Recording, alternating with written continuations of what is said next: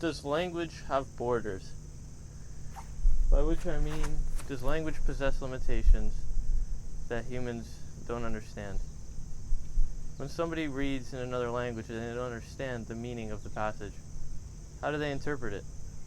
Do they read the sounds on the page? Do they interpret the meaning of the letters, or try to? How does the syntax of a piece affect how the reader understands it? How does the structure of a poem alter its meaning?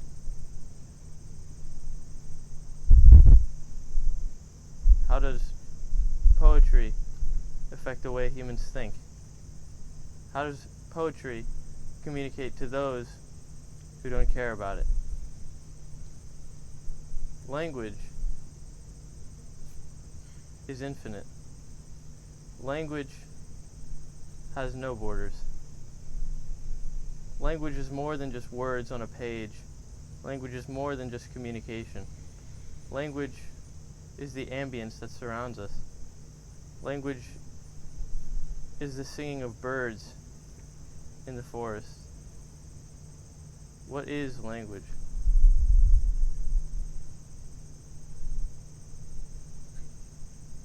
How do we communicate without language? What do we do if we can't communicate with one another?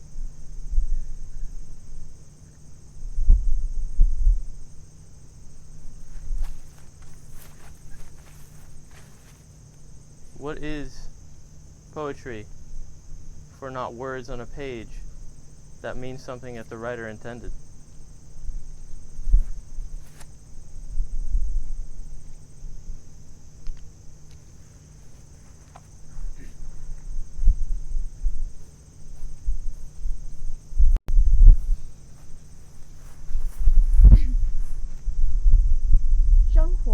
That is life in Chinese. What is the process of life? Well, life is this very, very awkward and painful and kind of good moment between birth and death. So, first you're born, and then you have your childhood where you don't really know what you're doing. And then you go through your teenage years where you still don't really know what you're doing. And then you become an adult where you still don't know what you're doing. And then you become old, and then you might know what you're doing, but you tell younger people what to do, and then you die. So, life, I mean, sometimes it just makes me really mad because you have to work to live, you have to live to work, and it's just a very vicious cycle. But I think, and of course, everybody's life is different, but I think that I think everybody strives for one thing in life, and it's happiness. We want contentment. We want to be at peace. Why do we, get a job? It's so we can make money and live comfortably. Why do we get married? It's so we can be happy with the person we love. Why do we have kids? It's so we have people in our lives because we want happiness, and people find happiness in many different ways, but I think that that's just one thing that we all have in common. So yeah, life is this very, very awkward process.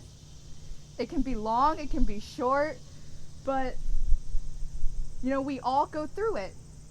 That's all I have to say.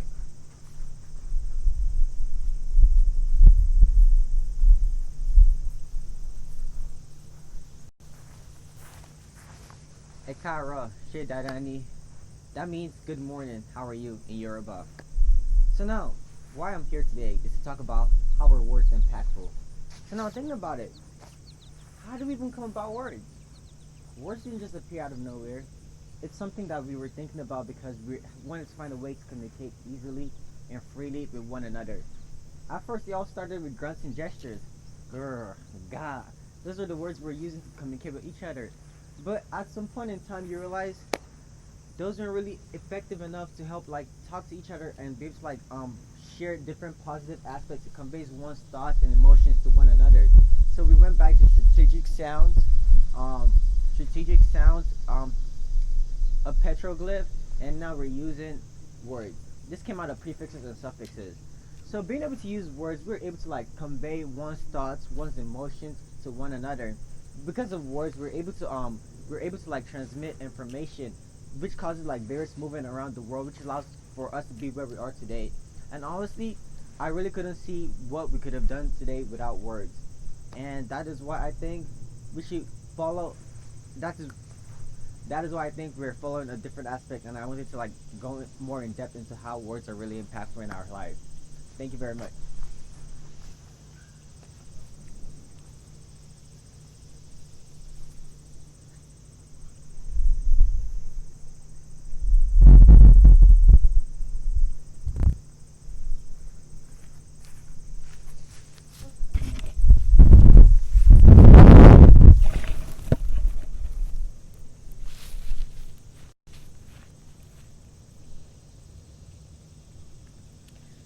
So,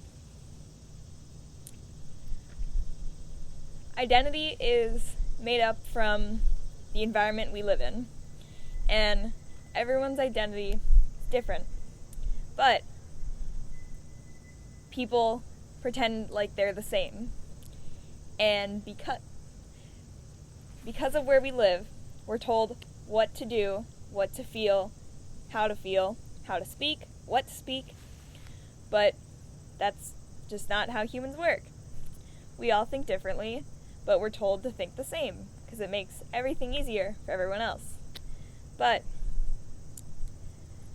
identity also is created by the way that we write. And our environment is a factor in how we write, not just what we write. And because the what we write is whatever we want to write about. We can write about our environment or any other person's environment, but how we write is dictated by the people we're around and how they write. Because if people use language and we see them succeeding in life, we're going to copy that. And if we see people using language and they're degraded for it, then we will not use that. That is all.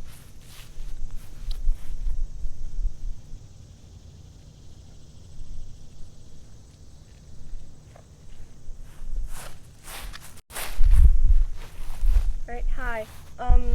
So, Quincer, that's what I've been called all my life. It means half mixed-blooded or something in Chinese. And, well, I think, yeah, I always thought of myself like half of this and half of that. So, until I heard something really inspiring, I know lots of half-blooded kids, and one of the mothers told the kid that you're not half of anything. You're one whole of this and you're one whole of that. You're a whole person. And then that just made me thinking that, because I've been confused about like who I am and which side should I pick or something like that. So yeah, I think that there should be more attention drawn on like kids having this problem of identifying like which side they're on, because with globalization there are more half-blooded kids springing up everywhere, and so yeah, I think this is an idea to keep in mind. Thanks.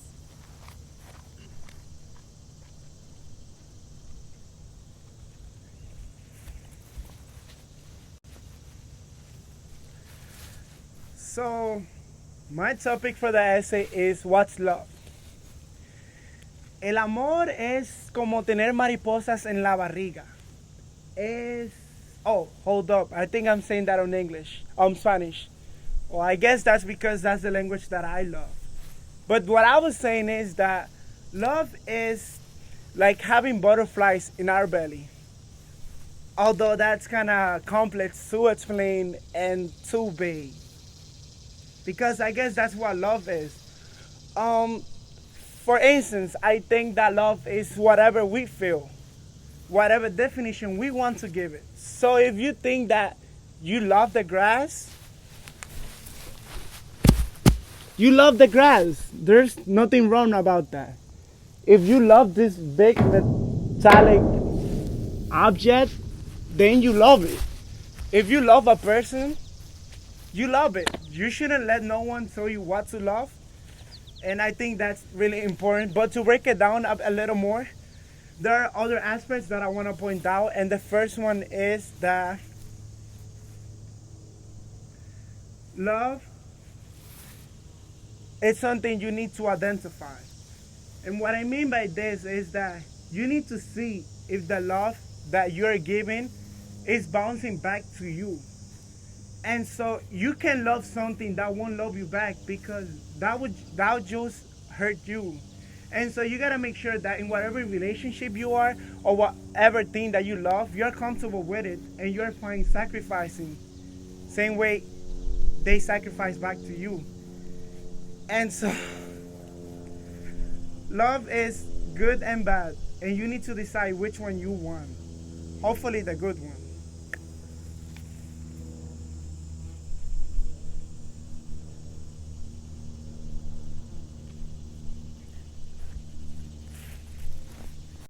So, 混乱. The disorder is everywhere. The disorders manipulate everything. I am a speck of dust in this vast and old universe. I was born 7 billion years ago. Many of my friends are also this old. Our main job is to wander across the universe, and our locations vary because the universe is a much older man and he loves disorders. We all obey the laws he made. My friends and I also are going some physical changes often. Some of us can fuse into larger molecules, and when substantial numbers join in us, their size can become so large that it gives birth to a new planet. Observing the universe as a bystander is really exciting. You can always come across some spectacles everywhere in this universe, and you never get bored of it.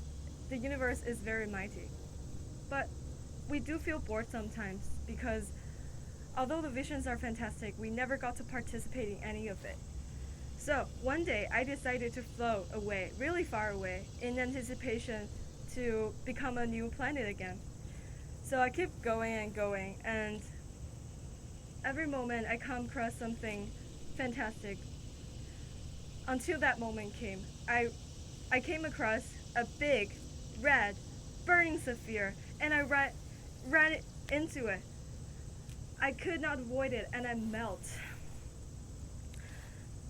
Just before the moment I lost my consciousness, I realized that I'm going to die soon. I will no longer be dust, but I will become part of this grand universe again. Disorders manipulate us. Disorders manipulate even the universe. It's mighty. So this is when I will be reborn. Thanks.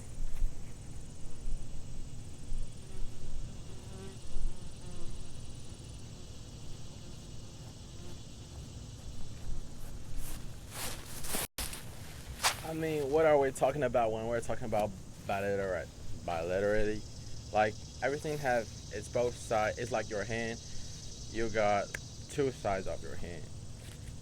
Shall we say that everything has both sides? By that I mean, are we dead or are we alive? Or the death never die? But by that I mean like I'm having mud on my feet. Are they on my feet or I'm on the mud? I saw a woman was trying to control the water pipe over there because it kept bumping all the time. She was like a mess controlling it. She did, I mean.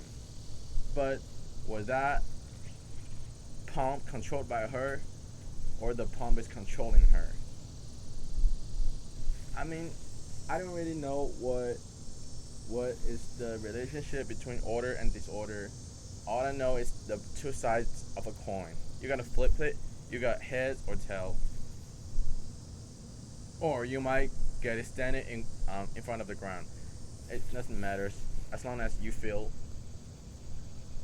you can see what's happening between the both sides of the coin. And now I'm leaving the stage. Is it a stage? No, I'm leaving the stage, or the stage is leaving me.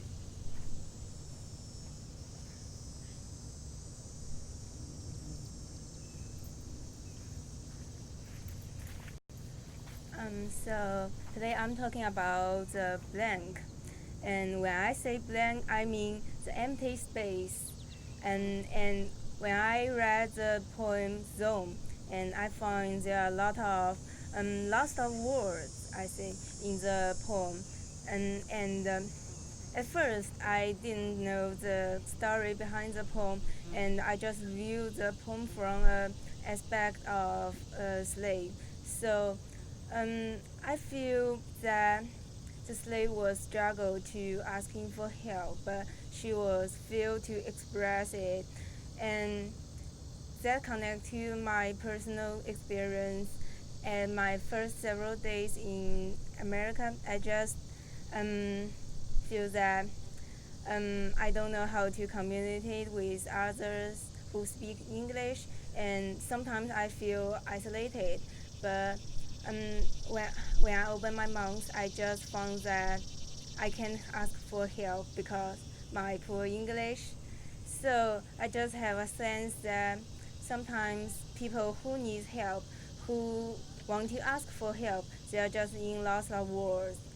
And sometimes blank can mean too much too, um, because when we talk about bewilderment, it can be translated into a Chinese word 茫然, and the first character of the word means boundless and indistinct, and so you can imagine that you are on a boundless ground and there are too much objects, too much emotions in that space, and you don't know which to grab, and you have no idea where you are going to, and so you lost your sense of directions in that space. This can be a kind of blanks too. So maybe just like what is said in Buddhism, that everything on the world is actually nothing, and in nothing we see everything.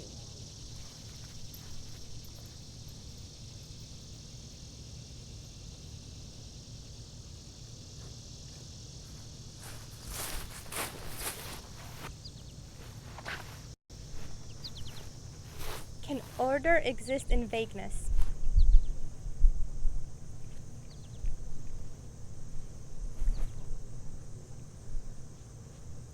You left the platform, now up to the skies with speculation. Mind telling why? Vagueness. Let's see.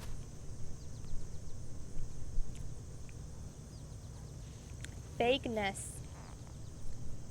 Great mess. Mayhem. Vagueness. Make friends, break trends. Shake hands, make bets. Play chess, stained dress. Great tests, fail pass. Vagueness. Shameless, faceless. Trailless, shake heads. Shake heads. Order. You order me to make order. You order me to make order, but your order's out of order. Your disorder's not in order. And now you want me to make orders? You search for order, and you get older. You get sober, and then life is over. And now you're asking me, is there vagueness in order? Well, is there order in vagueness? And all I can think is dapikti, just dapikti, just think about it. Did you notice the order of this? Or was this just vagueness to you? I don't know.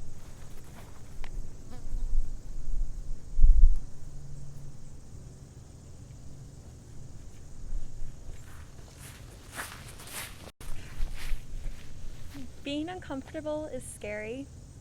Nobody likes it at all. No one likes to go into a new situation and not know what to do.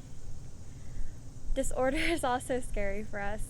We like to know what comes next each day and have a plan. That's why we like that the sun comes up and it goes down, or we rotate around.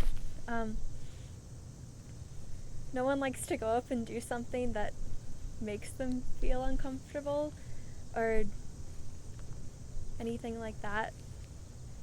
People don't like to go into places where they don't understand what's going on, where they don't know the language, they don't know the customs, but we still do. People still go on adventures, they still step out into the unknown, into disorder. People like to not know what's going on as well as they like to always know what's going on. So I don't totally know what I'm saying currently, but that's okay.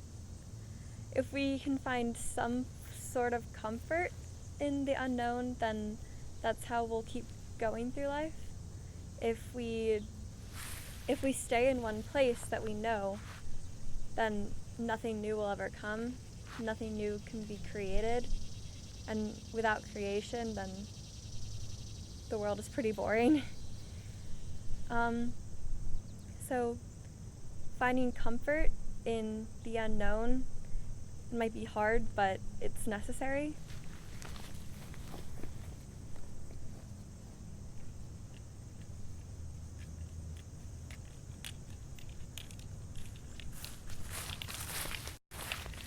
So, Hannah Arendt wrote something in the action that basically said, man is not man without action and speech, which I do agree to some extent, because that's why I don't remember any strangers on the street, because I never heard of their speech or seen their action. To me, strangers are just objects or characters that fulfills our society. However, does that mean our action and speech define us? For me, the answer is no. And it's simply because there are things that cannot be told, that is not presented by our action and speech. Things like our feelings, our emotions, and etc. I mean, when we begin to communicate our emotions and feelings, the feeling we had before the beginning of communication will be different after the beginning of communication. And in fact, the Chinese translation of beginning is 开始, which is open and starts. It marks from none to one or none to many. It marks something new and something different. So the beginning of a communication means that there will be a change in our feelings and emotions. So the before emotions and feeling and after emotion and feeling will be different. And the after part is our actions and speech, is what we presented. But the before part will be only to ourselves, but it also plays a role in defining us.